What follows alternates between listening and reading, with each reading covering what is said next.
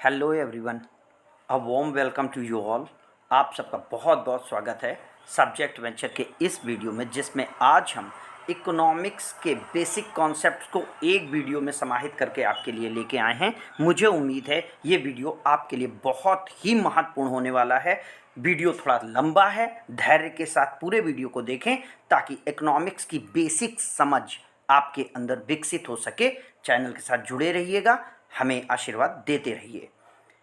Utility of a commodity of its capacity to satisfy human wants. Utility है क्या? Utility को हम उपयोगिता के तौर पर जानते हैं, जो इंसान की नीड्स को पूरा करने की क्षमता होती है। The word utility does not have any moral significance. इसका मॉरलिटी से कोई मतलब नहीं है, ये लॉस भी कर सकती है। Utility can be created by changing the form of location, goods और परफॉर्मिंग अ सर्विस। यूटिलिटी कैसे क्रिएट की जा सकती है? इसके लिए 4 तरीके के लेवल हैं।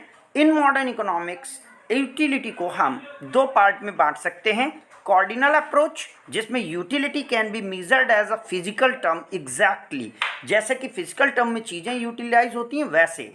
And ordinal approach, in this approach utility can not be measured, it can be compared only. Utility को मेजर नहीं किया जा सकता, केवल कंपेयर किया जा सकता है। एक से दूसरी ज़्यादा अच्छी है ये हम बता सकते हैं, कितना ये नहीं। In this approach we can say whether utility of a specific quantity of a commodity, कोई वस्तु कितनी मात्रा में खरीदी जाए कि वो हमारे लिए अच्छी है, और दूसरी वस्तु कितनी मात्रा में खरीदी जाए कि वो पहली वाली वस्तु से कम या ज़्यादा अच्छी हो सकती है। यानी हमें कौन सा कॉम्बिनेशन लेना है ये चीज़ हम डिसाइड कर सकते हैं ऑर्डिनल अप्रोच के माध्यम से।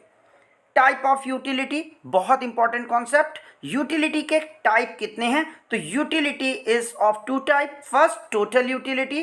Total utility derived from the total consumption of commodity is total utility. Utility जो कि सारी गुड्स के कंजम्पशन से आती है उसे हम टोटल यूटिलिटी कहते हैं। अगर फॉर्मूला पूछा जाता है तो total utility equal to marginal utility of first unit plus marginal utility of second unit, marginal utility of third unit and marginal utility of the total number of the goods consumed, total utility बताएगा।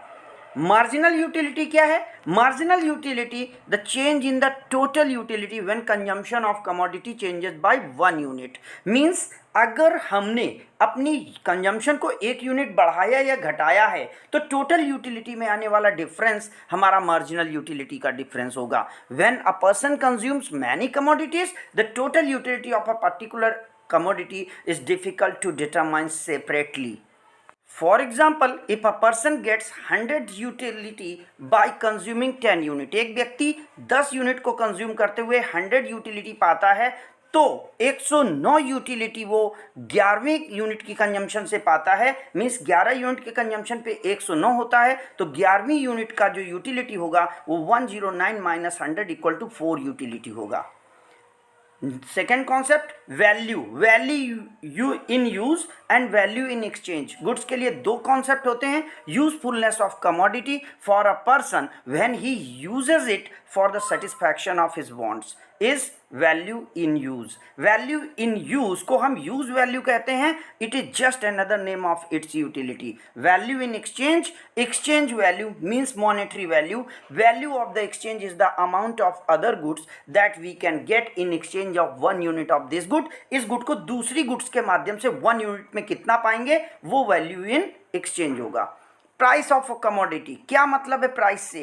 It is the amount of the money which can B exchanged for 1 unit of the commodity. Means 1 unit of commodity को हम जितना पैसा दे करके प्राप्त कर सकते हैं वो उसकी प्राइस होती है। दस the price of commodity is its exchange value in term of the money.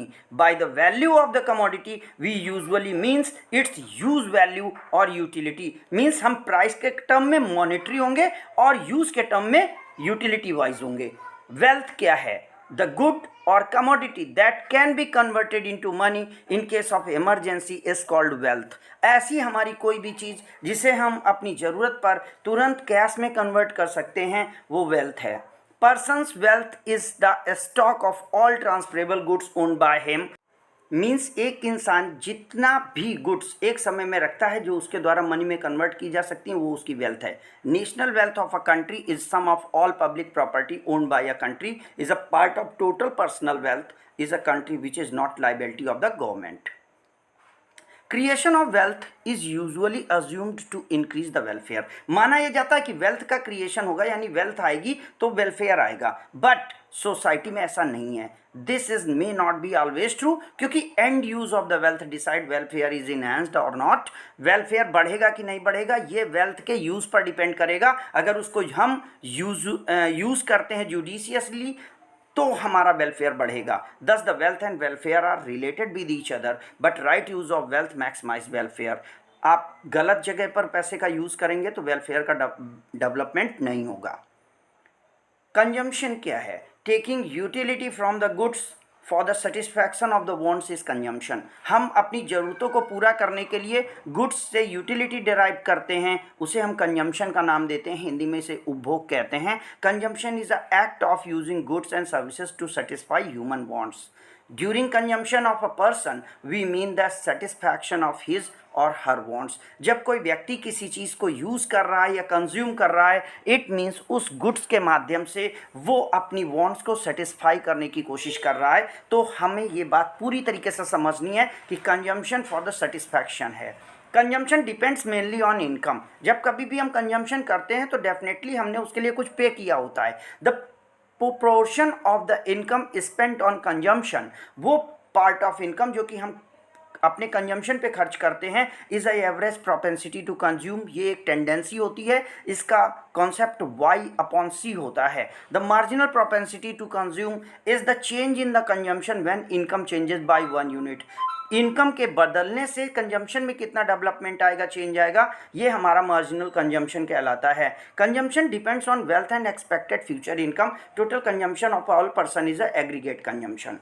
Production क्या होता है? Making, transforming and processing. बनाना, बदलना या प्रोसेस करना रॉ मटेरियल को इस तरीके से कि वो फिनिश्ड गुड बने और उसमें यूटिलिटी का क्रिएशन हो जाए, हमें इसे प्रोडक्शन कहना है। Production means the creation of goods or the performance of a service for the purpose of selling them in the market। हम जब कभी भी किसी चीज़ को बनाएं या हम जब कभी भी कोई सर्विस दें और अगर हमारा पर्पस उसे मार्केट में सेल करके पैसे अर्निंग करने का है तो प्रोडक्शन होगा। अ गुड में pass through the several stages of production before being sold into finished form.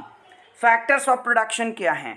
Production के लिए क्या जरूरी चीज़ें हैं? तो goods and services which are helpful in the process of the production are is the carried out are called factors of production। Production को carried out करने के लिए जो भी चीज़ें हमें चाहिए होती हैं या जिनके माध्यम से हम उन्हें बनाते हैं वो हमारा फैक्टर्स ऑफ प्रोडक्शन होता है। बेसिकली 4 फैक्टर्स हैं जिनमें प्रोडक्शन के लिए लैंड आता है जिसे हम रेंट देते हैं, लेबर आता है जिसे हम वेज देते हैं, कैपिटल आता है जिसे हम इंटरेस्ट देते हैं, एंड एंटरप्रेन्योरशिप आती है जो फाइनली प्रॉफिट या लॉस बियर करती है क्योंकि वो रिस्क टेकर है। Main characters of the factors of production are. Factor of production के क्या कैरेक्टरिस्टिक्स हैं? तो first, production is the outcome of the factor cooperation. Factors के कोऑपरेशन से भी प्रोडक्शन हो सकता है, वन फैक्टर प्रोडक्शन नहीं कर सकता। They are not combined in a fixed way. इनमें चेंजेस होते हैं as per the need of the production. कहीं कैपिटल ज़्यादा, कहीं लेबर ज़्यादा, कहीं रॉ मटेरियल कम, कहीं सप्लाई कम। Factors sell their factor services. Factors अपनी फैक्टर सर्विसेज बेचते हैं, खुद को नहीं बेचते। दे आर टेंजिबल, वो दिखते हैं। Demand of the factors is derived from the demand. They are equally movable, वो मूव करते हैं। Now come to the first factor, that is the land. Free gift of nature to the human being is called land. In economics language हम हर उस चीज़ को land कहेंगे जो इंसान को प्रकृति ने free of cost दी है। Thus in economics means not only land surface but all natural resources which are available to the human control or consumption, ये हमारी land होते हैं। The chief characteristics of the land are as following: it is fixed in supply, it does not have any cost of production, but use के लिए हमें rent देना पड़ सकता है। it is immovable। next, labor. Labor means physical or mental effort of the human being that is exerted for the purpose of production of commodity or a service। labor वो physical और mental effort है जो कि किसी factor production के तहत goods को बनाने के लिए यूज़ किया गया है। इसकी क्या क्वालिटीज़ हैं? Labour can not be separated from labourer, labour को लेबरर से अलग नहीं कर सकते। अ labour can not go on accumulating labour, आज मैंने खाना खाया, आज अगर मैं मेहनत नहीं करूंगा तो आज का लेबर मेरा खत्म हो जाएगा, ये कल सर्वाइव नहीं करेगा। मीन्स लेबर कुमुलेटिव नहीं है। Labour supply is fixed in short run, labour की सप्लाई फिक्स्ड होती है शॉर्ट रन में। It can only change in the long run when the change in the population of a country, जब population of a country change होगा तो long run में labour की supply change होगी। Labour is a human factor of production in possessing, यानी ये production में human factor है, बाकी सब नेचुरल फैक्टर हैं। तो इस तरीके से लेबर एक इंपॉर्टेंट सोर्स हो जाता है। Capital next, man's created wealth which is used for the reproduction of money is called capital. इंसान का खुद का वेल्थ जो कि दोबारा से पैसे को बनाने के लिए यूज किया जाता है उसे हम कैपिटल कहते हैं। Capital is produced means of production, capital खुद ही एक बेसिक प्रोडक्शन का मीन्स है। Unlike land it is not a gift of nature, ये प्रोड्यूस्ड नेचर है, ये बनाया हुआ है, बना हुआ नहीं। The difference between capital and wealth is that wealth can be used as a input in the production as well as consumed for the satisfaction of wants. Capital is only an input of production. The use of capital is the production process lends to vastly increase production. अगर हम capital का जितना ज़्यादा use करेंगे उतना ज़्यादा production में enhancement आएगा। वेल्थ को हम कंजम्पशन के लिए भी यूज़ कर सकते हैं, प्रोडक्शन के लिए भी यूज़ कर सकते हैं, but capital will be only for the production not the consumption purpose. Raw material and machines are the examples of capital. अगर हम रॉ मटेरियल और मशीन्स खरीदते हैं तो डेफिनेटली हमने प्रोडक्शन के लिए खरीदा है, इसलिए ये एग्जाम्पल्स हैं किसका? कैपिटल का। Building, furniture, these are the capital if they are used for the production of purpose, but if they are not used for the production purpose, they are used for the consumption living के लिए, तो वो फिर capital नहीं होंगे, wealth होंगे। Depreciation of capital क्या है? इसमें वैल्यू का लॉस होता है। The stock of a capital undergoes wear and tear, it is the used in the production process is called depreciation. Capital पे आई घिसावट या गिरावट डेप्रिसिएशन है। Money is not a capital, पैसा कैपिटल नहीं है, because money is not used physically as an input of the factor production. Money अपने आप से कैपिटल में नहीं चला जाता। Money can be used for purchasing the capital goods. Money capital goods को यूज परचेज करने में यूज हो सकता है, मनी खुद में कैपिटल नहीं है। फिक्स्ड कैपिटल क्या है? Fixed capital means the type of capital which can be used in a production process again and again, while circulating capital means the type of capital which is totally used in a single round of production। एक बार में जो use हो जाएगी वो circulating है, continuous जो रहेगी वो फिक्स्ड कैपिटल है। संक कैपिटल क्या है? Sunk capital is the type of capital which is once is invested in a particular purpose must continue to be used for that purpose, while floating capital type of capital which can be easily transferred from between alternative uses। Sunk capital एक बार जहाँ लग जाएगी वहीं पर use हो सकती है, उसका सेकेंड यूज़ नहीं होगा, जबकि फ्लोटिंग कैपिटल को हम दूसरे काम के लिए यूज़ कर सकते हैं। ह्यूमन कैपिटल क्या है? Human capital means human where, all production skilled labour which are using in a production factor are human capital. Entrepreneur क्या है? इसको एंटरप्रेन्योर भी बेसिकली कुछ लोग कहते हैं। Entrepreneur is a person who sets up a business unit and bears the risk and the production may not be turn out to be profitable. वो चूँकि रिस्क लेता है, प्रोडक्शन में प्रॉफिट ही होगा जरूरी नहीं है। He also perform managerial functions, वो बाकी फैक्टर्स ऑफ प्रोडक्शन को एक साथ लाने का काम करता है। But nowadays an entrepreneurship often been delegate to the managerial function to a salaried manager. Means organisation में इंटरप्रेन्योरशिप ज़्यादा इन्वेस्टेड हो गई है, तो हम इसे ऑर्गेनाइजेशन प्लस इंटरप्रेन्योरशिप भी कह सकते हैं। Output of goods and services, output क्या है? तो goods and services used in a process of production are called input, यानी जो फैक्टर्स एंड गुड्स या रॉ मटेरियल प्रोडक्शन प्रोसेस में यूज़ होके फिनिश हो रही हैं वो इनपुट गुड्स होंगी, एंड प्रोडक्शन प्रोसेस होने के बाद जो कुछ हमारे हाथ में आया, जब फिनिश्ड गुड आएगा वो हमारा output of goods and services होगा। इनकम क्या होगी? Man receipts in a cash or kind as a return of his economic activity over a period of time is called income. एक समय में इंसान के द्वारा किए गए कामों के बदले में उसे जो भी मिलेगा कैश और काइंड में, वो इनकम है। A person's income over certain period means on a net inflow of money of purchasing power during this period. एक समय में व्यक्ति को जितना मनी मिलेगा वो उसकी परचेजिंग कैपेसिटी होती है, चूंकि वो उसे खर्च कर सकता है। सेविंग क्या है? Part of a income which is not consumed is called saving. हमारी इनकम का वो पार्ट जो हमने खर्च नहीं किया कंजम्पशन में, वो बचा हुआ है, उसे हम सेविंग कहते हैं। इसका formula always S equal to Y minus C होगा। सेविंग तभी पॉजिटिव होगी जबकि इनकम कंजम्पशन से ग्रेटर है। If we deduct consumption from the income, what remains is called saving. इस तरीके से सेविंग इनकम के कंपैरिजन में कंजम्पशन से ग्रेटर हिस्सा है। Investment, using part of saving हो जाने के बाद उसका कुछ पार्ट अगर हम दोबारा से इन्वेस्टमेंट में यूज़ करते हैं, दोबारा कैपिटल के तौर पर परचेज कुछ करते हैं, तो that is known as a purchasing capital goods is called investment. Thus investment means the addition in the capital stock. व्यक्ति के द्वारा अपने पैसे को दोबारा से कैपिटल स्टॉक को खरीदना इन्वेस्टमेंट होगा। Real investment means addition in the real physical capital stock. Portfolio investment which purchases new shares issued by the company. Main sources of investment is saving is always invested. Total value of goods and services in a country produced during a physical year is known as a gross national product GNP of that year. If we deduct depreciation मैंने normal wear and tear of capital बताया है, capital from the GNP, what remains is called a net national product NNP.